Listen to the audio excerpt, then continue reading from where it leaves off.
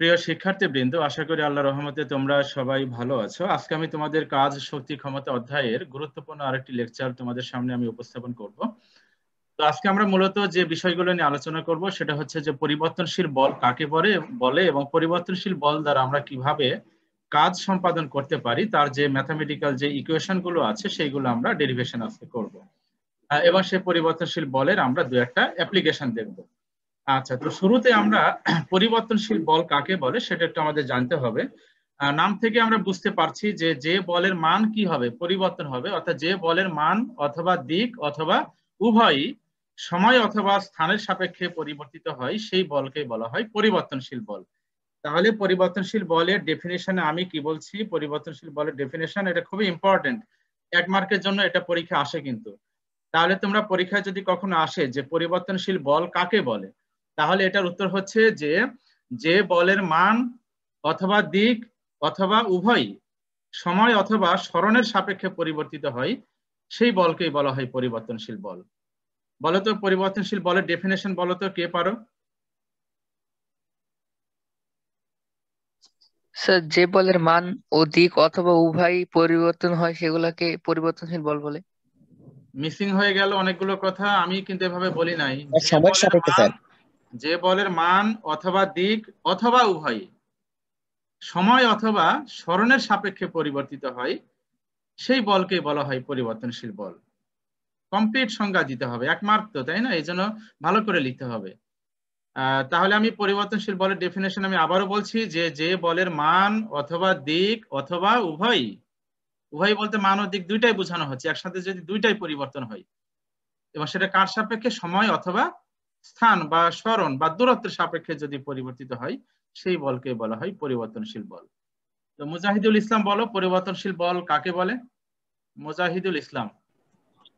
Sir, যে সকল বলের মান এবং দিক এবং উভয়ই সময় অথবা সরণের সাপেক্ষে পরিবর্তনশীল হয় তাকে বলা হয় পরিবর্তনশীল বল। পরিবর্তনশীল বল, তাহলে এটা 1 মার্কের সংজ্ঞা, হ্যাঁ, খুব ইম্পর্টেন্ট। আর তোমরা ক্লাসগুলোকে এখন গুরুত্ব দিবে, কেননা পিডিএফ এর কিন্তু আমি যেহেতু লিখে পড়াচ্ছি, সুতরাং পিডিএফ এ কিন্তু তেমন তথ্য তোমরা পাবে না, সুতরাং আমার ক্লাসগুলোকে ভালো করে গুরুত্ব দেওয়ার চেষ্টা করবে সবাই।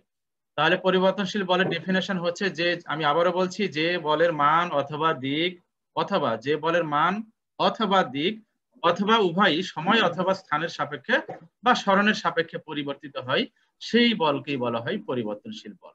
তাহলে এটা সংজ্ঞা 1 মার্কের জন্য এলে এতটুকু লিখে দিবে। আচ্ছা, এখন পরিবর্তনশীল বলের উদাহরণ কি কি হতে পারে সেটা তোমরা 9-10-এ লেখাপড়া করে এসছো। দেখো আমি দু একটা উদাহরণ একটু একটু লিখে দেখাচ্ছি। দেখো এখানে তোমরা মনে হয় এই সমীকরণটা তোমরা দেখেছো যে স্প্রিং সংকোচন বা প্রসারণের ক্ষেত্রে স্প্রিংকে যখন সংকোচন করা হয় বা প্রসারণ করা হয় তখন এখানে একটা বল কাজ করে, যে বলটার নাম হচ্ছে স্প্রিং বল বা বাধাদানকারী বল বা প্রত্যয়নী বল বা পুনরানয়ন বল।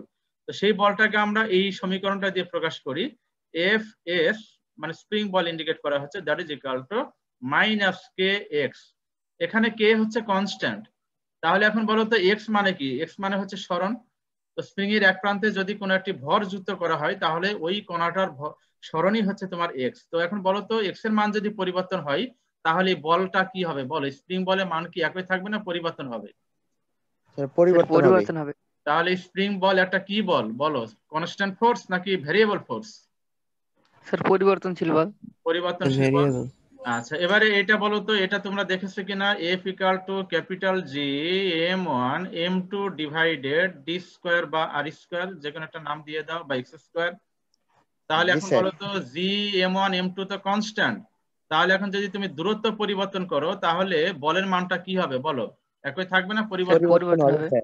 তাহলে আমার এই যে স্প্রিং বল, মহাকর্ষ বল, এগুলো কি বল? উত্তর হচ্ছে পরিবর্তনশীল বল। ক্লিয়ার হয়েছে সবাই? জি স্যার। আচ্ছা, এখন তাহলে আমার পরিবর্তনশীল বল কাকে বলে, পরিবর্তনশীল বলের দু একটা উদাহরণ আমরা জানলাম। তো এরকম অসংখ্য উদাহরণ আছে, দেখতে হবে যে যদি বলের মান পরিবর্তন হয় তাহলে সেটা কি হবে? পরিবর্তনশীল বল হবে।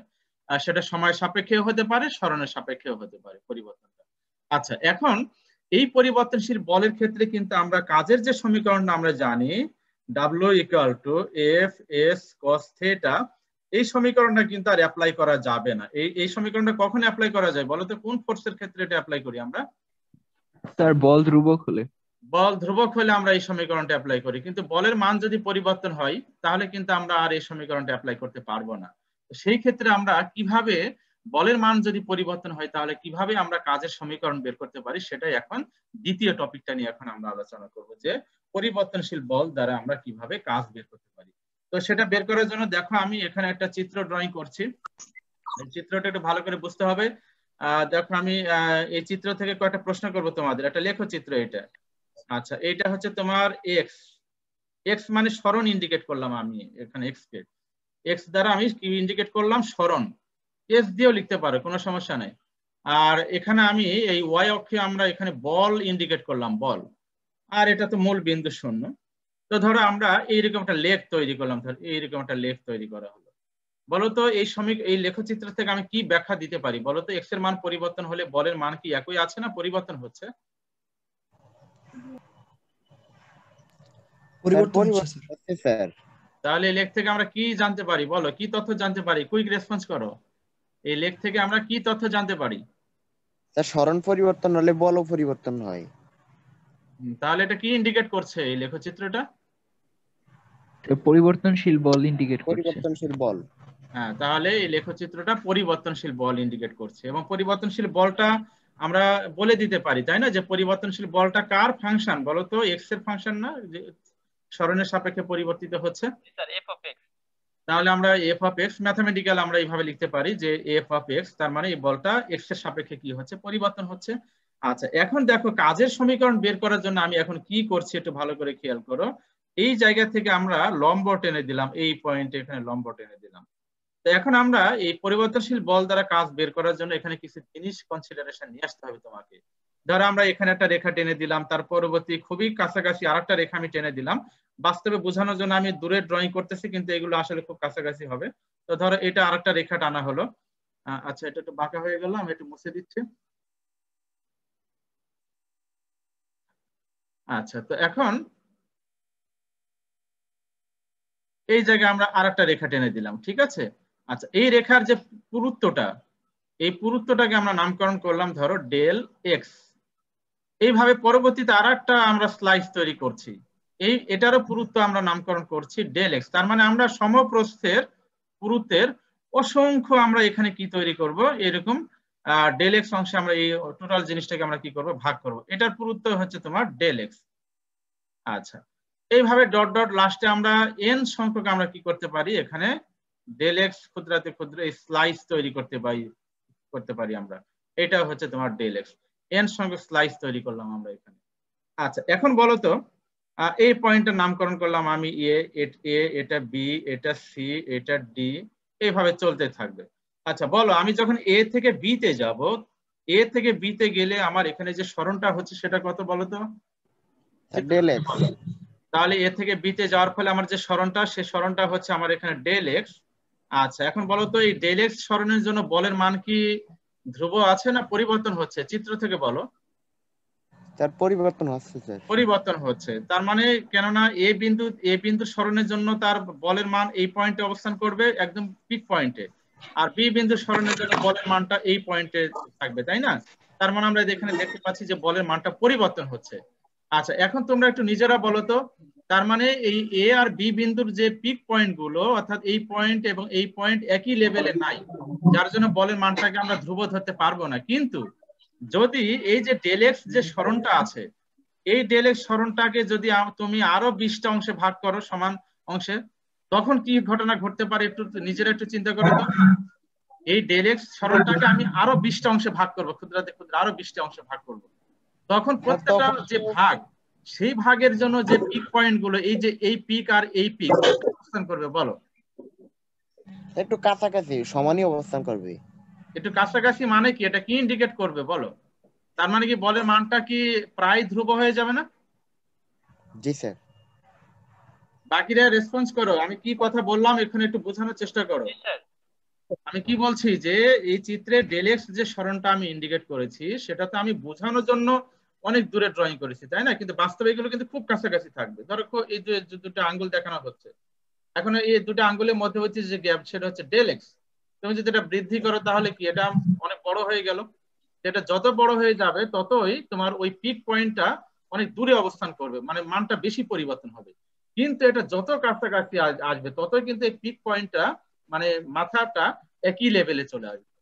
তো একই লেভেল আসা মানে কি, যে একই লেভেল আসার মানে হচ্ছে যে ওই ক্ষুদ্রাতি ক্ষুদ্র যে সরণটা হবে সেই সরণের জন্য বলের মানটা অলমোস্ট কি হয়ে যাবে, কনস্ট্যান্ট হয়ে যাবে।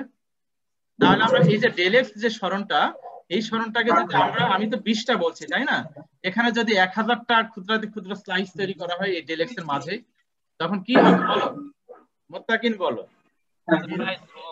এই ডেল এক্স সরণটাকে যদি আমরা আরো 1000 স্লাইস তৈরি করি সমপ্রস্থের, তাহলে আমার এই যে ক্ষুদ্রাতি ক্ষুদ্র যে অংশগুলো তৈরি করছি তার জন্য যে ক্ষুদ্রাতি ক্ষুদ্র সরণ হবে এর জন্য বলের মানটা কি হবে?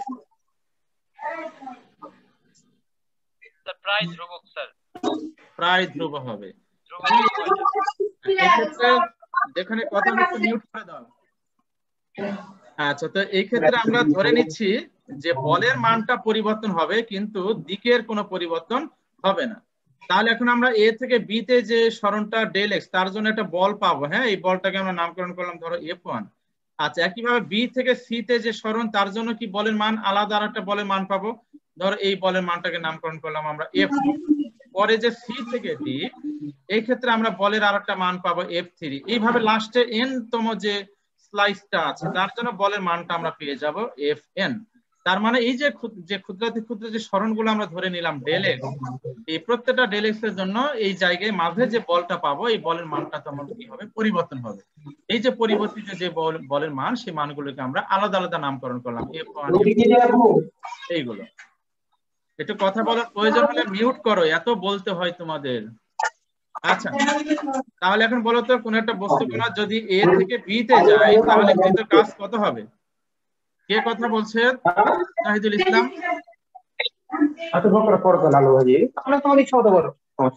মুজাহিদুল ইসলাম কে কথা বলছে ক্লাসে?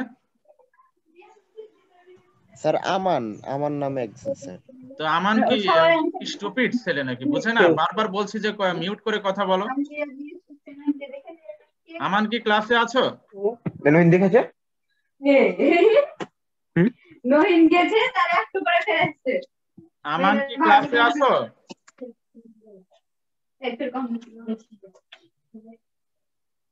মুজাহিদুল ইসলাম। জি স্যার। ওই ক্লাস শেষে আমানকে আমার সাথে যোগাযোগ করতে বলবা। Okay sir. আচ্ছা, হ্যালো। তো এখন এই যে এ থেকে বি তে ক্ষুদ্রাতি ক্ষুদ্র যে সরণটা হবে তার জন্য বলের মানটা কি প্রায় ধ্রুব হবে। তাহলে সেই ক্ষেত্রে আমরা সেই সরণের জন্য আমরা কাজ লিখবো del W1 that is equal to F1 into del x. একইভাবে বি থেকে সি তে যাওয়ার ফলে যে সরণ হবে তার জন্য কৃত কাজ del W2 that is equal to F2 into del x. দেখো সরণের মান কিন্তু সব জায়গায় ডেল এক্স, কিন্তু বলের মান যেহেতু পরিবর্তন হচ্ছে তাহলে কাজের মানটাও কি হবে, পরিবর্তন হবে। এই জন্য ডেল W1 ডেল W2 এভাবে নামকরণ করা হচ্ছে।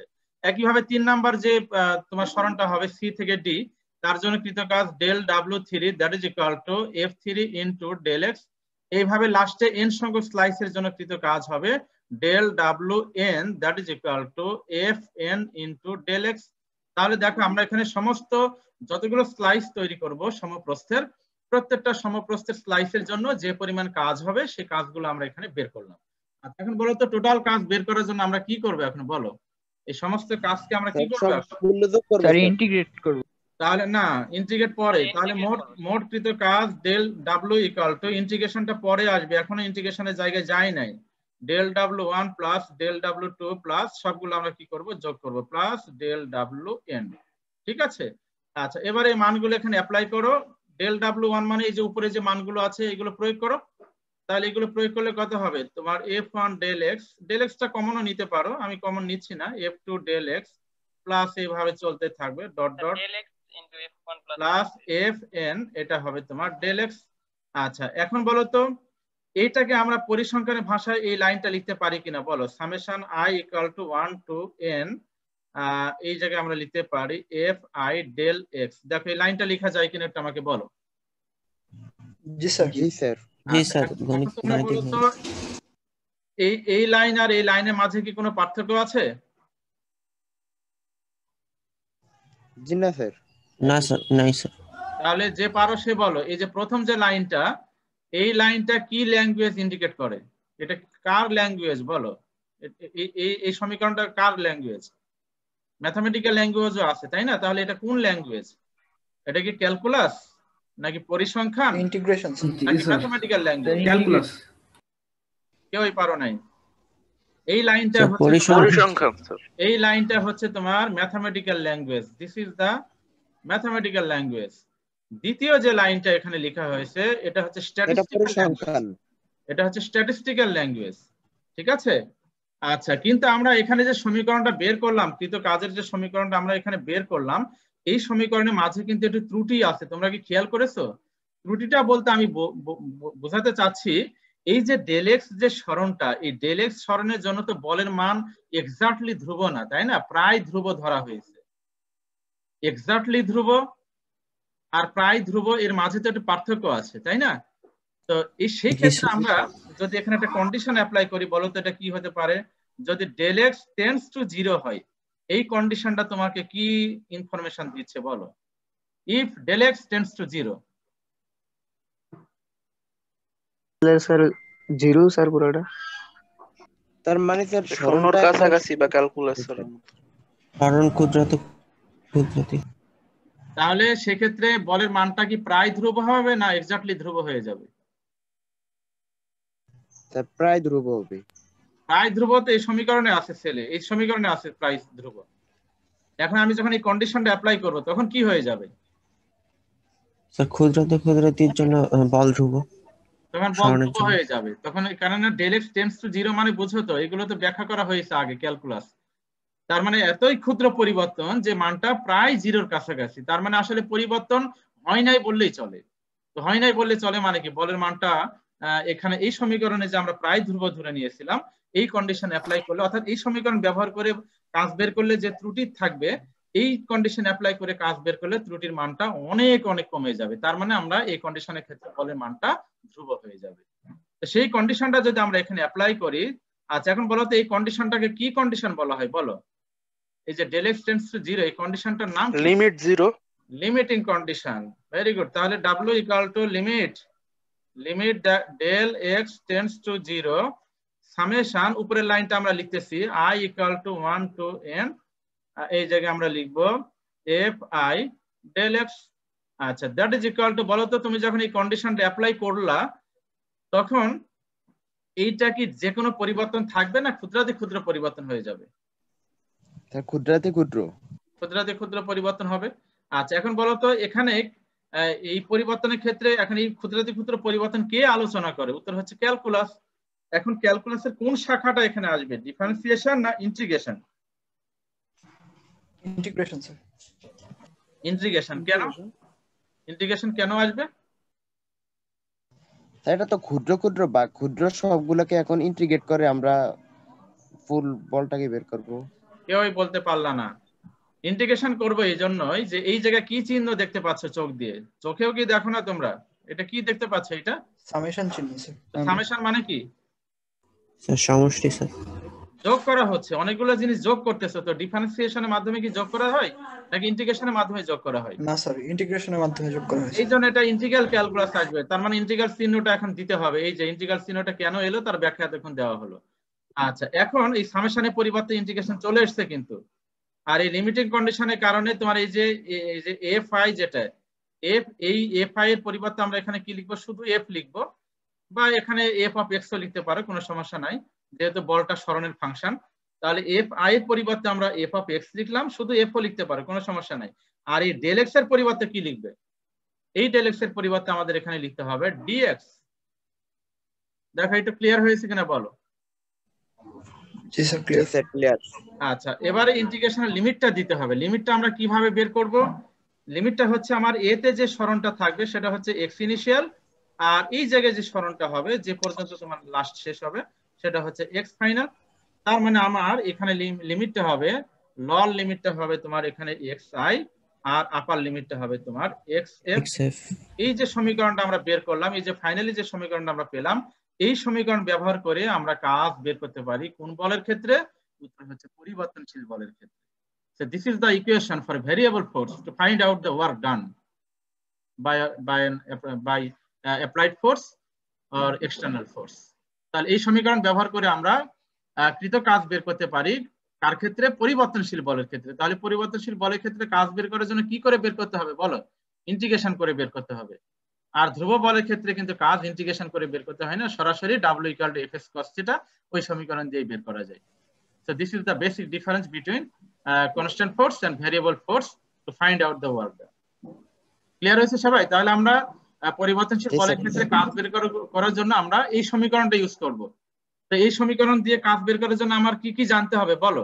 এক হচ্ছে ইনিশিয়াল লিমিটটা জানতে হবে, লল লিমিট জানতে হবে, মানে ইনিশিয়াল সরণটা জানতে হবে, এরপরে ফাইনাল সরণটা জানতে হবে, বলের মান জানতে হবে, বল জানতে হবে, সেই বলকে ইন্টিগ্রেশন করে লিমিটের মান অ্যাপ্লাই করলে তোমরা কাজ পেয়ে যাবে।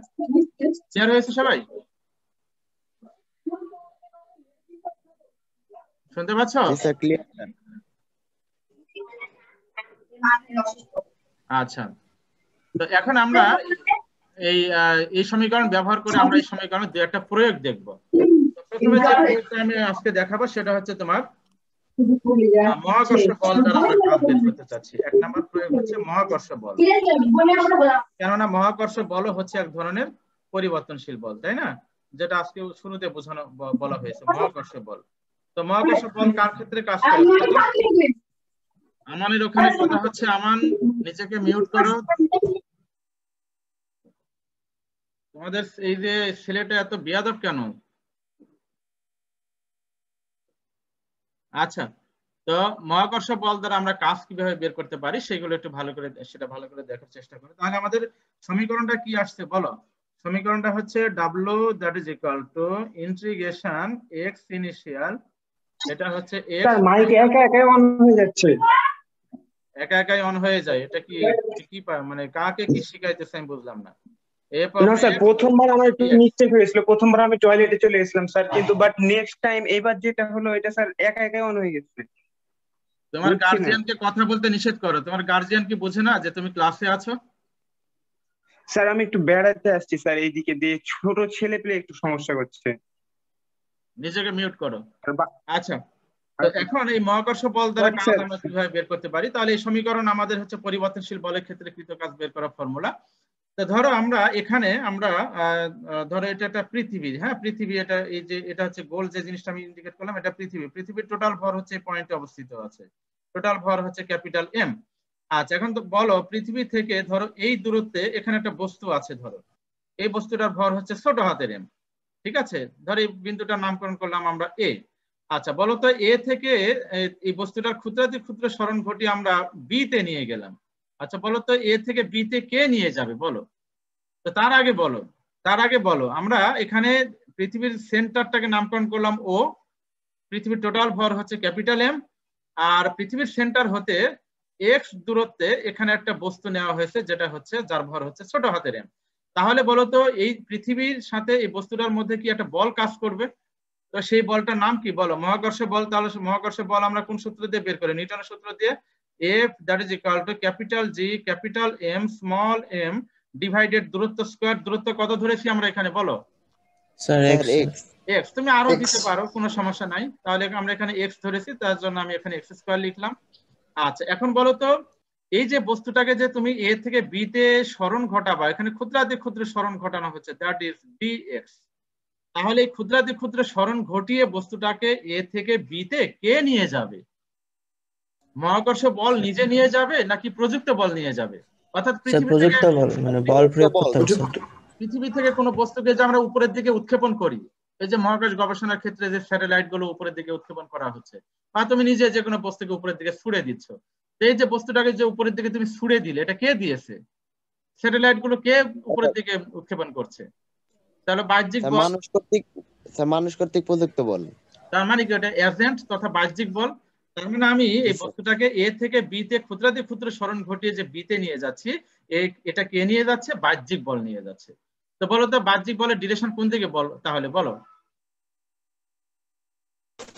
স্যার উপরের দিকে, A থেকে B এর দিকে। বিপরীতে স্যার। হ্যাঁ, এই বলের এটার উপরের দিকে। আরেকটা জিনিস একটু মনে রাখবে যে এই যে A বস্তুটা যখন A তে ছিল তখন তাদের মধ্যে ক্রিয়াশীল মহাকর্ষ বলটা কত? Gmm divided x²।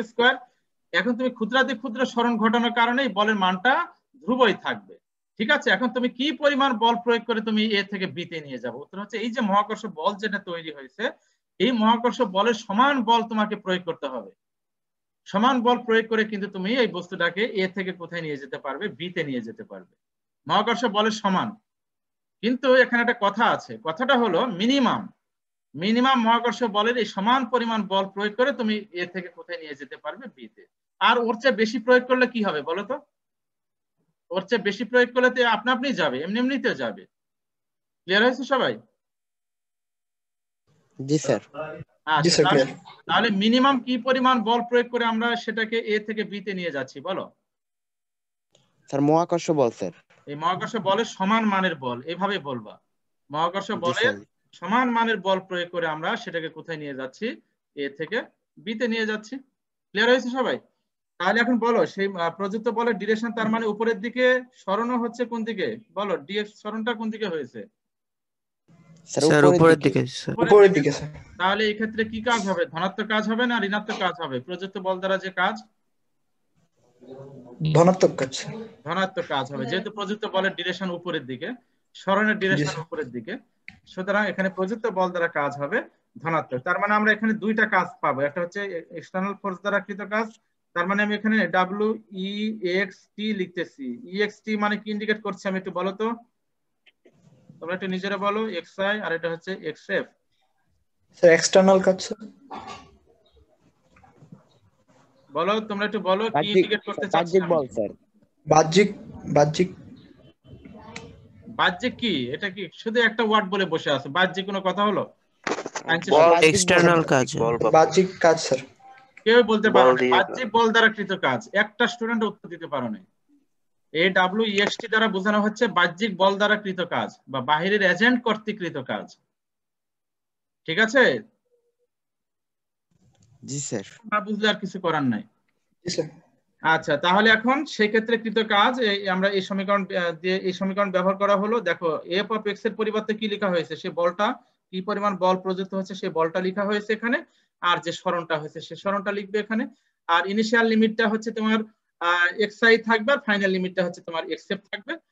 এটা অঙ্ক করার ক্ষেত্রে আমরা কিন্তু লিমিটের মান অ্যাপ্লাই করব। xi এর একটা মান থাকবে, xf এর একটা মান থাকবে। অঙ্কে আমরা একটু পড়ে যাচ্ছি। আচ্ছা, এখন বলো তো এটা ক্যালকুলেশন করলে কি রেজাল্টটা বের হবে? Capital G capital M small m এটা কি বামে চলে যাবে, আর এখানে ইন্টিগ্রেশন x⁻² ইনটু dx, অর্থাৎ এই যে 1/x², এই x² উপরে নেওয়া হলো, তাহলে পাওয়ারটা ইনভার্স হয়ে যাবে। এটা হচ্ছে x ইনিশিয়াল আর এটা হচ্ছে x ফাইনাল। আচ্ছা, that is equal to capital G capital M small M into, এখন ইন্টিগ্রেট করো, তো ইন্টিগ্রেট করলে কি হয়? x⁻−1 প্লাস 2, পাওয়ার যা থাকে তার সাথে এক যোগ হবে, আর যোগ হয়ে যে পাওয়ার হবে সেটা দ্বারা ভাগ করতে হবে। ইন্টিগ্রেশন কি মনে আছে না ভুলে গেছে সব? তোমাদের যে অবস্থা মনে আছে স্যার। লেখাপড়া করো তারা মনে রেখেছে। এখন এখানে লিমিটের মান অ্যাপ্লাই করো। আচ্ছা, দ্যাট ইজ ইকুয়াল টু আমরা কি লিখতে পারি? Capital G capital M small m. আচ্ছা, এখন বলো তো এই যে নিচে আমি একটু আলাদা কালার নিয়ে একটু তোমাদের দেখাচ্ছি। আচ্ছা, বলো তো এই যে নিচে -2 + 1 এটা ক্যালকুলেশন করলে কত হবে বলো? স্যার -1। ওই -1টা বের করে নিয়ে গেলাম বাম পাশে, ঠিক আছে? আর উপরেরটা ক্যালকুলেশন করলে কত হবে? x⁻² + 1 এটা ক্যালকুলেশন করলে কত হবে বলো quick? x inverse 1 that is equal two কি লিখতে পারি আমরা? 1/x। এবারে লিমিটের মানটা আমরা এখানে অ্যাপ্লাই করলাম। এটা হচ্ছে x ইনিশিয়াল, সরি এটা x ইনিশিয়াল আর এটা হচ্ছে x ফাইনাল। তাহলে ফাইনালি আমরা যদি এখানে মানটা অ্যাপ্লাই করি তাহলে দেখো minus capital G capital M small M into 1/x এর জায়গায় একবার আপার লিমিট x ফাইনাল, -1/x এর জায়গায় একবার lower limit x initial. Finally দেখো আমরা কৃত কাজ পেয়ে যাচ্ছি WEXT, মানে বাহ্যিক বল দ্বারা কৃত কাজ EXT, that is equal two, আচ্ছা বলো তো এই যে বাহিরে যে মাইনাসটা আছে, মাইনাস দ্বারা যদি গুণ করা হয় তাহলে ভিতরে কি ঘটনা ঘটবে একটু বলো? Capital G capital M small M into, বলো স্যার ইনিশিয়ালটা আগে আসবে। স্যার ইনিশিয়াল আগে চলে আসবে স্যার। হ্যাঁ, ইনিশিয়ালটা আগে, ইনিশিয়াল সরণটা প্রথমে চলে আসবে আর ফাইনাল সরণটা মাইনাস হয়ে পরে চলে যাবে। এই যে সমীকরণটা আমরা পেলাম এই সমীকরণটাই হচ্ছে কোন বল দ্বারা কৃত, মহাকর্ষীয় ক্ষেত্রে কোন বল দ্বারা কৃত কাজ? উত্তর হচ্ছে বলো বাহ্যিক বল দ্বারা কৃত কাজ। আচ্ছা, বলো তো এখন মহাকর্ষীয় ক্ষেত্রে মহাকর্ষ বল দ্বারা কাজ কি হবে বলো?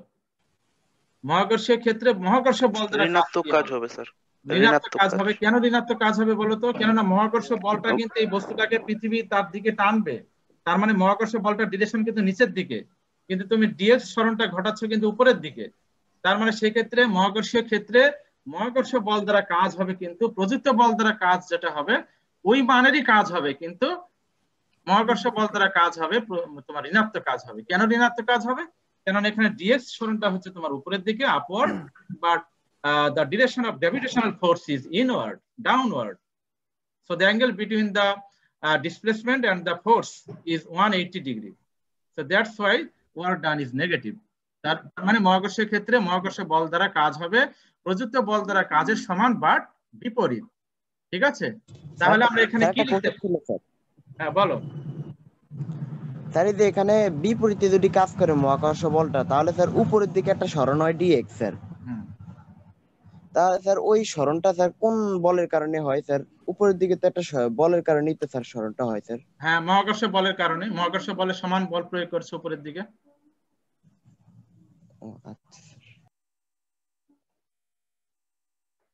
মহাকর্ষ বলের সমান বল প্রয়োগ করতে হবে উপরের দিকে। নরমালি কিন্তু মহাকর্ষ বল কাজ করে না। হ্যাঁ, তুমি যখন একটা বস্তুকে উপরের দিকে নিয়ে যাচ্ছ তখন তুমি খেয়াল করে দেখেছো যে তুমি এই বস্তুটা উপরের দিকে নিয়ে যেতে গিয়ে তুমি বাধার সম্মুখীন হচ্ছ। কেন হচ্ছে? তখনই কিন্তু মহাকর্ষ বলটা নিচের দিকে কাজ করে বলে। নরমালি তুমি যখন একটা বস্তু পৃথিবীতে আছে তখন কিন্তু তার সেই বলের কারণে মানে কিন্তু সেখানে কোনো কাজ হচ্ছে না, কেননা সেই মহাকর্ষ বলের কারণে সেই বস্তুর কোনো সরণ হচ্ছে না। কিন্তু যখনই তুমি এটাকে উপরের দিকে নিয়ে যাচ্ছ, কে নিয়ে যাচ্ছে? প্রযুক্ত বল। তখন কিন্তু তুমি একটা বাধার সম্মুখীন হচ্ছে। কেন? কেননা পৃথিবী তাকে টানছে নিচের দিকে। তাহলে এই যে তার মানে তোমার মহাকর্ষ বলটা কখন কার্যকর হচ্ছে? যখন বাহ্যিক এজেন্ট তার উপরে কাজ করছে তখন। এই জন্য তোমার বাহ্যিক এজেন্ট কাজ করবে উপরের দিকে, কাজ মানে বাহ্যিক এজেন্ট কাজ করে এটাকে উপরের দিকে নিয়ে যাচ্ছে, বাট মহাকর্ষ বলের ট্রেন যেহেতু নিচের দিকে ডাউনওয়ার্ড, এই জন্য মহাকর্ষ বল দ্বারা কাজ হবে প্রযুক্ত বল দ্বারা কাজ যা হবে মহাকর্ষ বল দ্বারা কাজ সমান হবে, বাট নেগেটিভ কাজ হবে। নেগেটিভ কাজ এই জন্যই হবে যে তুমি এটাকে নিয়ে যাচ্ছ উপরে, কিন্তু মহাকর্ষ বলটার ডিরেকশন তো নিচের দিকে, বল এবং সরণের অ্যাঙ্গেল 180 ডিগ্রি, যার জন্য নেগেটিভ কাজ হবে। এই জন্য তোমার এখানে মহাকর্ষ বল দ্বারা কাজ যখন তুমি বের করবে, ডাব্লিউ গ্র্যাভিটেশনাল ফোর্স দ্বারা যখন কাজ বের করবে, তখন প্রযুক্ত বল দ্বারা যে কাজ হয়েছে সেই কাজের সমানই হবে, কিন্তু ডিরেকশনটা কি কাজ হবে? এখানে নেগেটিভ কাজ, মাইনাস দিতে হবে। দ্যাট ইজ ইকুয়াল টু, আমি যদি একবার একটু লিখতে চাই, capital G capital M small M into বল, এই মাইনাস দ্বারা যদি এই সমীকরণটাকে গুণ করা হয় তাহলে কি হবে? ফাইনালটা আগে আসবে আর 1 বাই ইনিশিয়ালটা কোথায় যাবে? পরে যাবে। So this is the equation. তো পরীক্ষায় তোমাদের এই মহাকর্ষীয় ক্ষেত্রে এই মহাকর্ষ বল দ্বারা কাজ তেমন আসে না। নরমালি আমরা যে কোনো বস্তুকে আমরা যে পৃথিবী থেকে উপরের দিকে নিক্ষেপণ করি, এগুলো কিন্তু আসলে প্রযুক্ত বল এখানে রোল প্লে করে। এই জন্য তোমার পরীক্ষা সাধারণত এই যে প্রযুক্ত বল দ্বারা যে কাজ মানে বাহ্যিক বল দ্বারা যে কাজ, সেই কাজের অঙ্কই কিন্তু পরীক্ষায় আসে বেশি। এটার অঙ্ক তেমন পরীক্ষা আসে না বললেই চলে। কিন্তু আসে না বললেই চলে না, আসে না বলেই যে তুমি এটা জানবে না, ব্যাপারটা এমন না, তোমাকে অবশ্যই জানতে হবে। আচ্ছা, এখন অঙ্কে চলে আসো। অঙ্কে যদি ধরো আমরা এখানে একটা চিত্র দেখাচ্ছি, ধরো এটা পৃথিবী, ঠিক আছে? তো পৃথিবী থেকে এটা হচ্ছে পৃথিবীর সেন্টার। তো পৃথিবীর সেন্টার থেকে ধরো এই যে পৃথিবী পৃষ্ঠে ধরো একটা বস্তু আছে, এই বস্তুটা ভর ধরো আমরা নামকরণ করলাম ধরো 100 কেজি। পৃথিবী পৃষ্ঠে আমরা বলো তো আমরা কোথায় অবস্থান করছি বলো? পৃথিবীর পৃষ্ঠে আমরা কোথায় অবস্থান করতেছি?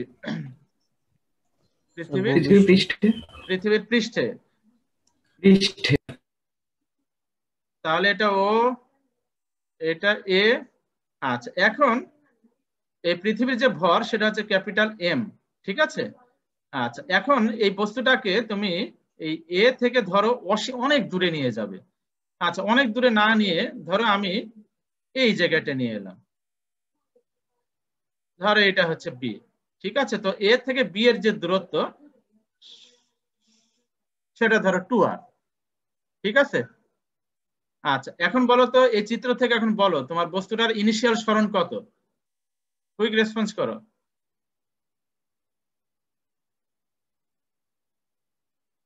শুনতে পাচ্ছ তোমরা? জি স্যার। বলো এই বস্তুটার ইনিশিয়াল সরণ কত? স্যার ও থেকে পর্যন্ত ওই দূরত্বটা স্যার। বলো কত? স্যার আর পৃথিবীর ব্যাসার্ধ, তার মানে x initial that is equal two r। r এর মান তো আমাদের জানা আছে তাই না, 6.4 × 10⁶ মিটার। ওকে, আচ্ছা, so what is x final? Sir 2r sir. 2r না, কিন্তু সবসময় দূরত্ব মেজার করতে হয় একদম সেন্টার থেকে। জি স্যার 3r স্যার। তাহলে এটা r plus 2r that is equal two 3r। দেখো এটা ক্লিয়ার হয়েছে কিনা? দ্যাট ইজ ইকুয়াল টু এখানে 3 ইনটু r এর এখানে মানটা অ্যাপ্লাই করো, 6.4 × 10⁶ মিটার। ওকে, আর পৃথিবীর ভরটা এটা মুখস্থ রাখবে, পৃথিবীর ভর হচ্ছে 6 × 10⁻24 কেজি, এটা একটু মনে রাখবে।